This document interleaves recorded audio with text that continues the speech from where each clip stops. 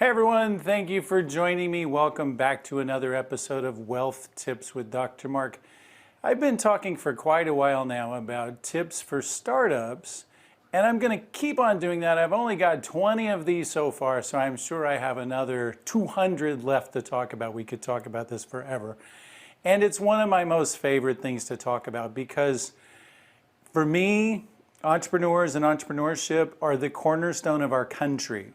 Where else are you going to find a group of people who are harder working, who are willing to take risks, who are going to go do the things that need to be done in order to launch a new company? If you work for a government agency or the DMV, they're not putting in 80 hours when they're not getting paid for it. They're not working overtime, coming in weekends unless they have to, because it's not theirs. They're not the one invested in it. They may be good employees, they may be working hard, and if you do that, more power to you. But the entrepreneur, it's yours, you're building it. That takes a special kind of work ethic, and I applaud you if you are doing that. So if there's anything I can do to help you, I want to do it. And I have years of experience like we've talked about before. What I want to talk about right now is I, as you know, am kind of a geek and I like cameras and stuff. So I've been paying a lot of attention to the camera space. And as you can imagine, technology has been changing everything. During our lifetime, we've gotten to see some just remarkable things. We've seen people, like we talked about last time or time before, we've seen people and their behaviors are changing because of the technology. And what they want is changing because of the technology. And I use the example of the keyless entry into your car. You don't need keyless entry. That's a nonsense feature. But there's a lot of people that want it. There's a lot of people that'll pay for it. So technology is enabling good and bad things to change. And we need to be aware of that change in order to be prepared as business people. Because one of the advantages we have as an entrepreneur is you can adapt. Now the question is, are you adapting? That's kind of my topic for today is, are you going to be, so will be, or are you going to be a was? So today's topic is will be or was. Are you going to see the changes coming and position yourself so that you can be ready for them?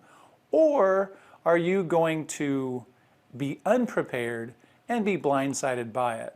And I mentioned cameras a minute ago. The reason why I mentioned that is we have big professional cameras here that are silly expensive. And we also teach people how to do inexpensive media. So I teach people how to use their phones in order to go take very high quality looking videos, movies, that sort of stuff. That's what our whole View It Do It company is about, is helping people produce better media for themselves. What I wanted to mention though is these guys have been taking over for other kinds of cameras. You don't see as many people walking around now with the old big digital SLR type cameras. You don't see people walking around at all with the little point and shoots. Remember the little point and shoot cameras where the little lens would extend? You see people carrying them around? Who has one of those? Do you use it? It's probably sitting in a closet collecting dust. Why? Because it got replaced by the camera phone. I went on Flickr this week and I was looking, and on Flickr, out of the top 10 cameras on an average per day usage, 9 of them are smartphones.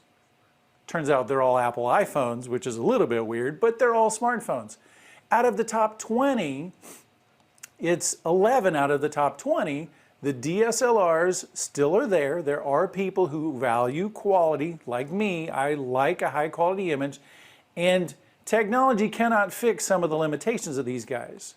There is still skill and talent necessary for you to be able to take a good picture with any kind of camera, cell phone included. But the cell phone is taking out the casual camera usage. If you're going on vacation, maybe you take your SLR, maybe you take your little point and shoot, but I guarantee you, you're taking that phone. And sometimes, for many people, an image taken with your phone is good enough. So that technology has radically changed the camera market, and they're seeing a huge drop in sales. So what are the camera companies doing? Well, that was the topic of the discussion we were having, and it turns out that a lot of the camera companies aren't doing much. they're sticking to the same thing and just doing little tiny incremental upgrades to their big cameras, and they're expensive. The cameras I'm talking about are $2,000 to $4,000 just for the camera itself, and they're seeing their sales crater, as you can imagine. Those companies are not adapting and being prepared for what's coming. They're being left behind. So that was what I wanted you to be thinking about, is how are you positioned? Are you positioned that you can capitalize on that new thing? Or are you one of those companies, you have a legacy product base and you're going to protect that at all cost and you're going to miss out on the future? And the number of companies that have done this, there are some monumentally huge, epic companies on this list that have just massively failed at this. Shopping. If you notice, I put Amazon and Walmart. We were talking about that last time or time before on here. Who's winning? Walmart is a monumentally huge company, just a massive company, but they're brick and mortar. Amazon didn't have the brick and mortar store, so they built warehouses all over the place.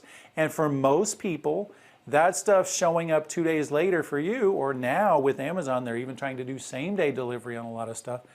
That's good enough for you. Now, Walmart is not done for. Walmart is adapting. Walmart is going to same-day delivery and all sorts of things to try and compete. And Walmart has some competitive advantages over most other people because they have a very efficient distribution system. So I'm not saying that Walmart is going to be put out of business by Amazon, but I guarantee you Amazon has taken a lot of business from normal merchants and some from Walmart as well. So Walmart did not capitalize on the online shopping experience as well and as early as Amazon.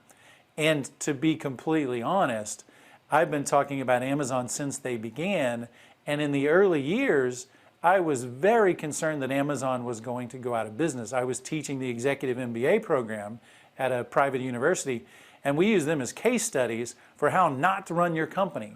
Those guys were losing money at an alarming rate, and at one point they were almost $2 billion in the hole, and there was some question as to whether they would ever get out of it. Now that's many years ago now, and they've turned around and they're a remarkably valuable company. But it was touch and go for a little while in there. Here's another example. Speaking of cameras, how many people still use film? Turns out it's coming back a little bit, but Kodak just dominated the market. Huge, huge profits from this, and now they're gone because they didn't adapt. And what killed them? Digital. Digital cameras, digital sensors in the phones and the other things make it to where I don't have to go to the store and print the darn things out. Now, do some people still do that? Sure. But they take their SD card or however they get it out of their device, and then they go to the store, they go to Walmart, or they go to the drugstore someplace, and they have them printed, or perhaps they have them printed online. So there is still some film being used, but it's nowhere near in the quantities that it was before. And that's why we also have seen other people trying to make that space work, like digital pictures that you would hang on your wall. That was a big fad a couple of years ago. I don't think that went over very well, but that was somebody trying to adapt and capitalize on this space. The list of companies that this has happened to is massive. For example, does anybody remember Windows Mobile on your cell phone? In the beginning, or in the earlier years of mobile devices, Windows Mobile was huge. Microsoft dominated the desktop operating system, and they're like, we're going to own the mobile space too. And they got absolutely crushed and killed by Apple and by the open source alternatives. And they've gotten just, there's no more Windows Mobile.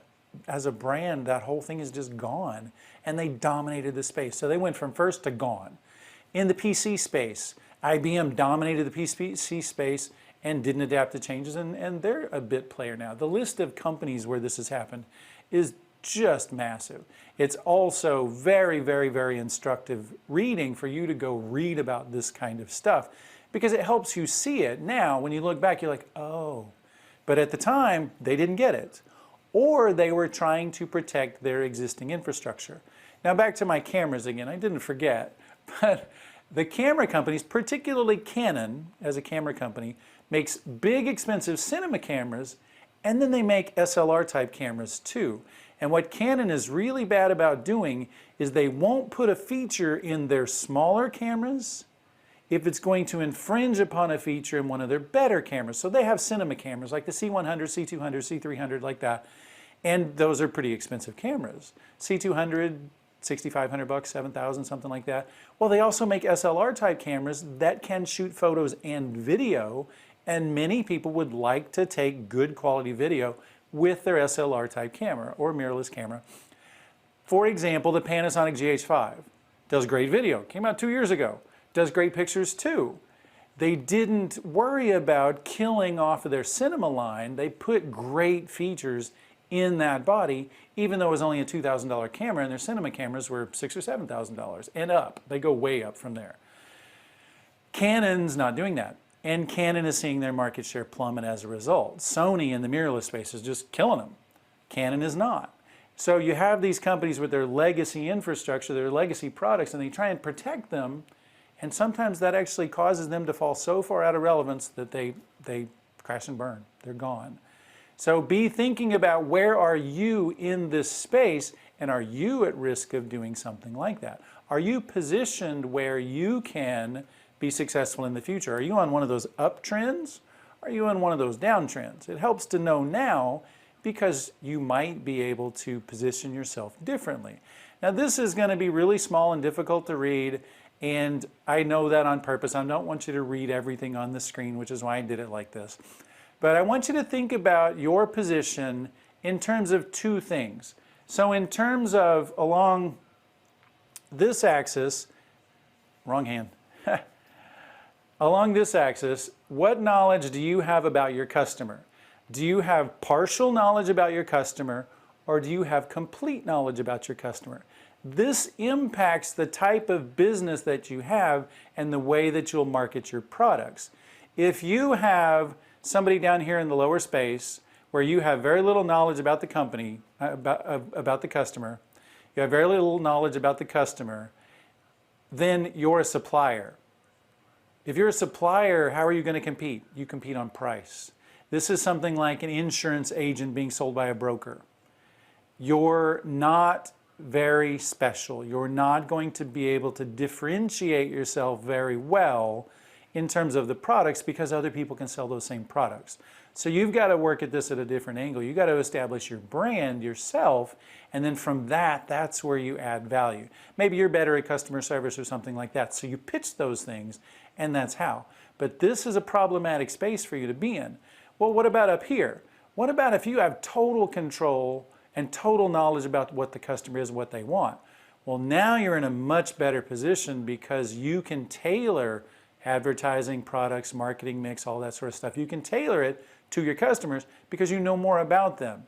So you could even offer a total product suite. So think of a bank.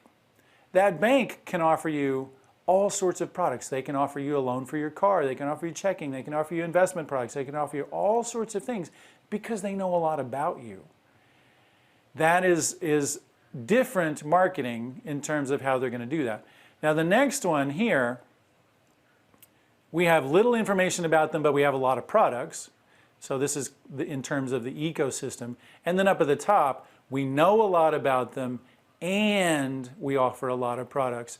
So you're going to be the entire ecosystem. So this is something like Amazon. If you notice, Amazon doesn't just sell books, they sell everything. And they make recommendations to you based on your buying habits. They know lots and lots and lots about you, and they use that information to market their products to you. So be thinking about where you fall. How much information do you have about your customers? How many products do you have? What kinds of things can you offer to them? And that will help you determine where you fall. You want to be more in the top. I want to know a lot about my customers, and I want to be able to offer them unique, varied variety of products, because that makes you more valuable. That makes you where you have more mind share. They're going to think about you when they want something. And we'll come back and talk about this at length. This is just a little tiny intro to it.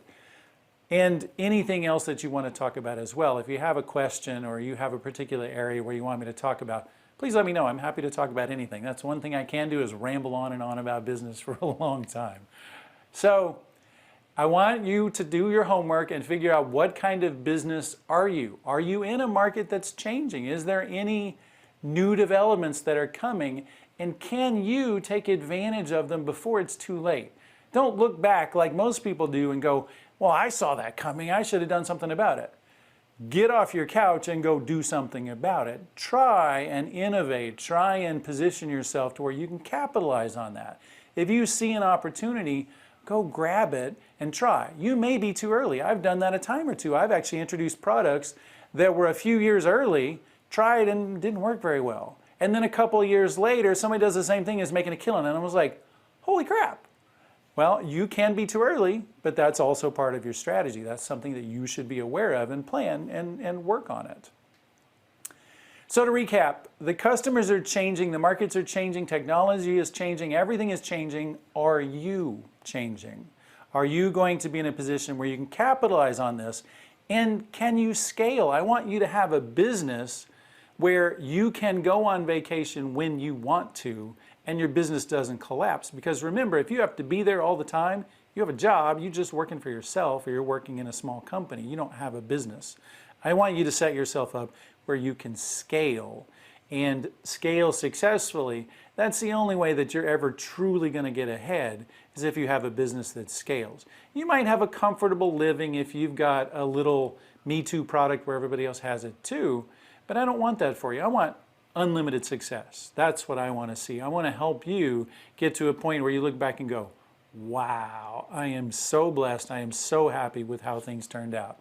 So be thinking about where you fall, how much information you know about your customer and the type of product mix you have. Is your technology changing in your industry? And if so, how do I capitalize on it? And then be prepared. Go ahead and set yourself up to where you can take advantage of those opportunities and be aware of those opportunities. Take a little bit of time and kick back and reflect. See what's going on. So until next time, thank you very much. I am Dr. Mark Lane. I appreciate your time. And again, if you have any questions or anything, feel free to let me know. And I'll see you next time. Bye.